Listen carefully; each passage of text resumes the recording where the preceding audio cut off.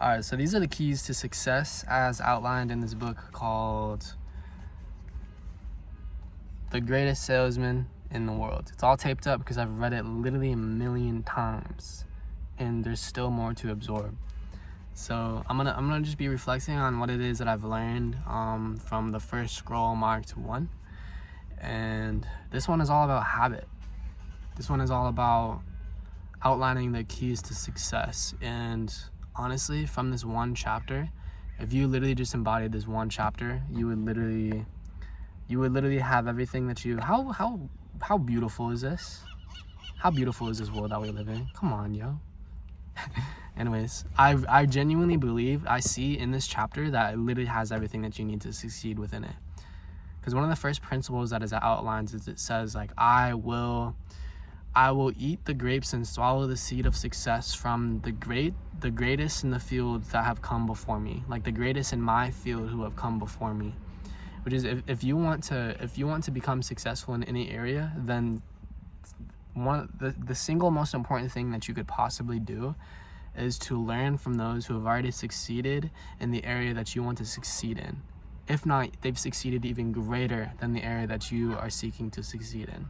Because if you learn from them and they actually started in a position that you're in right now, or even in a position that's even worse than you are in, and they got to where they are now, and you learn from them and you download the principles and you receive the insight of what they're able to teach you, then they're going to be able to guide you into success.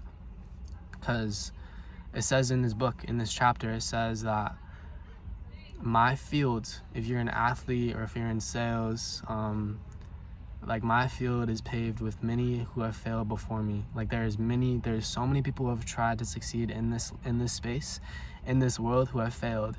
And what you don't want to do is you don't want to listen to all the people who have failed, because they're going to just pull you down and they're going to tell you like, yo, you're not going to be able to do it. But if you actually start, striving, and you start putting in that work, and you start moving, and you believe in yourself, and you start moving towards this dream that you have, and then those people who have already succeeded, they're going to be encouraging you, because they're going to see themselves in you, and the only reason why they succeed is because they have a positive belief system. And so they're going to see that positivity in other people, and they're going to be encouraging you to move forward.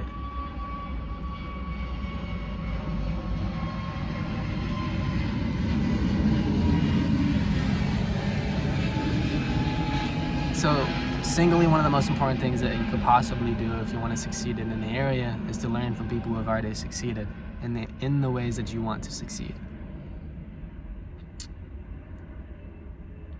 And then it talks a lot about how experience, it teaches you thoroughly to those who live forever. But we don't have the luxury of living forever.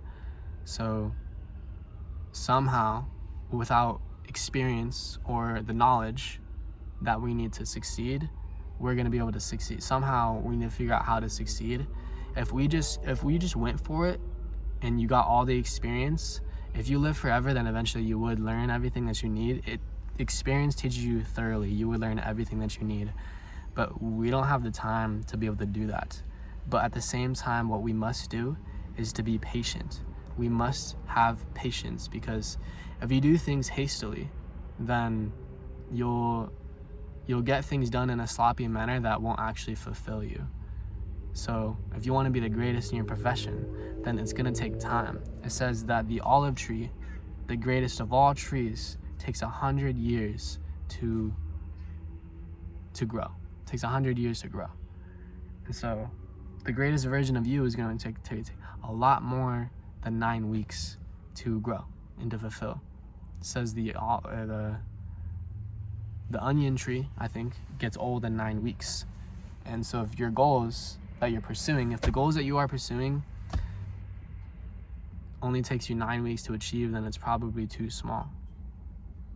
Or if you finish something in 9 weeks, if you finish something in 9 weeks, then you could accomplish that same exact thing, but actually be more diligent and develop more depth in what it is that you are developing, and then get a lot further.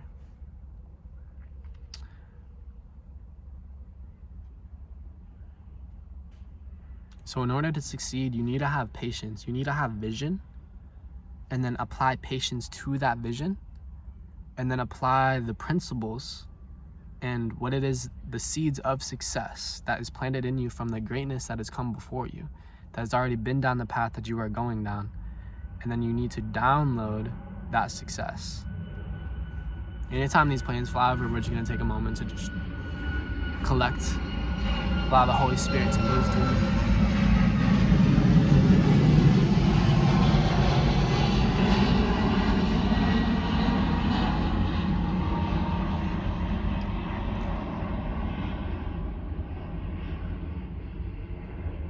So patience, you must have patience within your vision.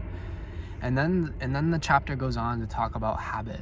And he says that the key to all success is habit.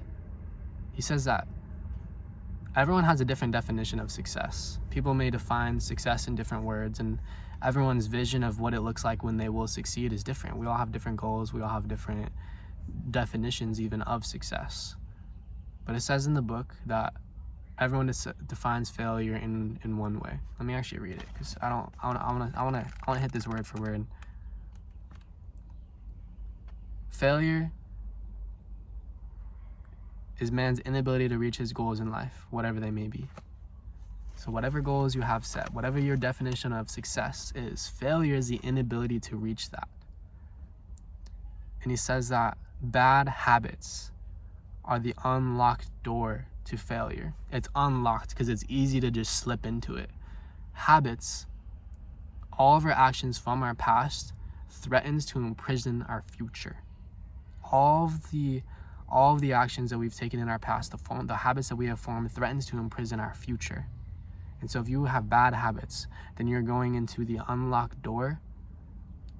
What you are a slave to right now, it's a pretty crazy word, but literally what you are a slave to is your habit. But good thing you can actually escape from the slave of bad habit, because you don't want to stay in it. If you're a slave to bad habit, then that's leading you to the unlocked door of failure.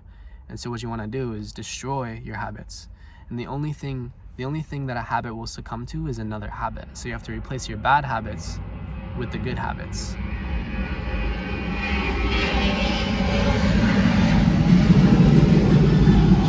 Because good habits are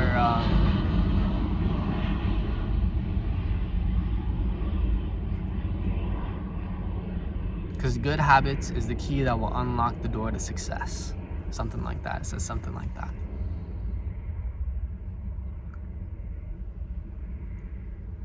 And so then it goes on to talk about habit.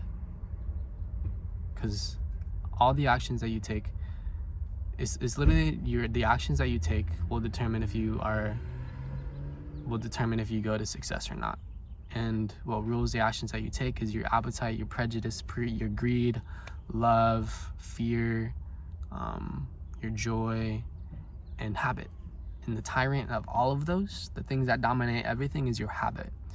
And so he says, if your habits, if you're enslaved by your habits, if your future is threatened to be imprisoned by your habits, if you're a slave to habit, then you might as well be a slave to good habit. So the first thing he talks about is forming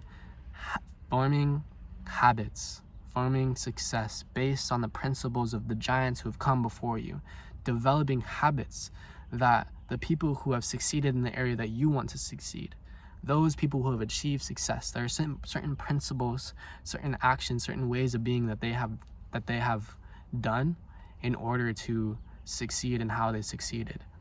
And one of the things about experience is that experiential knowledge and experiential wisdom sometimes is similar to fashion. One day something may be in, and the next day it might be out. One certain particular wisdom that you learn through experience by doing might work now, but tomorrow it won't. But what does endure is principles. So those who you learn from, you want to focus on the principles, because those will last forever. And in this book, literally every single thing that it teaches you is all principle. It's no specific actions.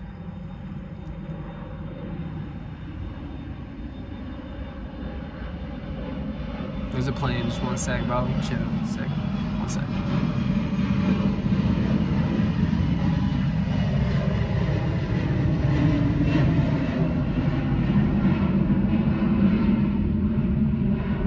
So that's the key to success. So then you gotta form good habits.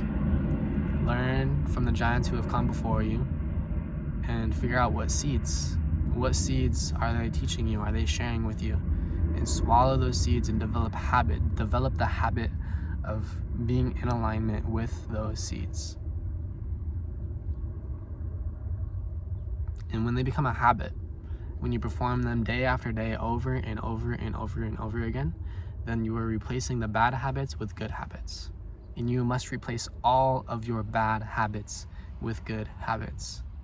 You want everything you do to be a good habit, moving you in the direction of where it is that you want to go. Everything that you do, you want it to be moving the needle towards the goal and the vision that you're moving towards. You want to destroy all the bad habits in your life and replace them with good ones.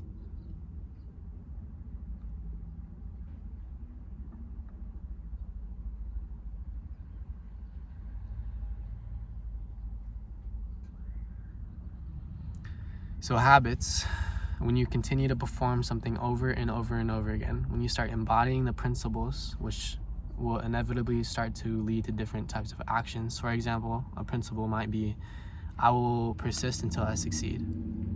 Love is the only thing that I need to succeed in any area. Whatever it is that you learn from these people, those will have particular types of actions behind them. It's a habit. So once you do something over and over and over again, it will become easy. And if it's easy to perform, then it will become a pleasure. If it is a pleasure, then it's man's nature to perform it often. And if you perform that often, it becomes a habit.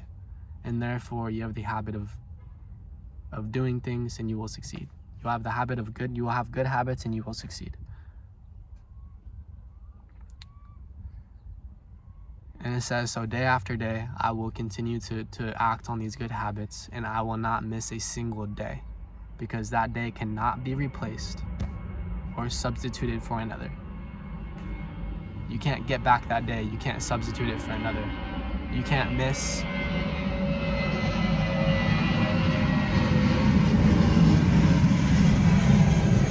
Like if you're forming the habit of working out every single day, you can't miss a day and then be like, all right, I'm gonna work out twice as hard tomorrow because I missed today, so I'm gonna work out twice as hard tomorrow. No, you just can't miss. You have to restart after that, pretty much. So that's what I got from this chapter. That's what I've taken away from it. That's what I've learned and embodied. And it's cool because I just ripped all that off the top of my dome, and I've just been reading this chapter over and over and over again.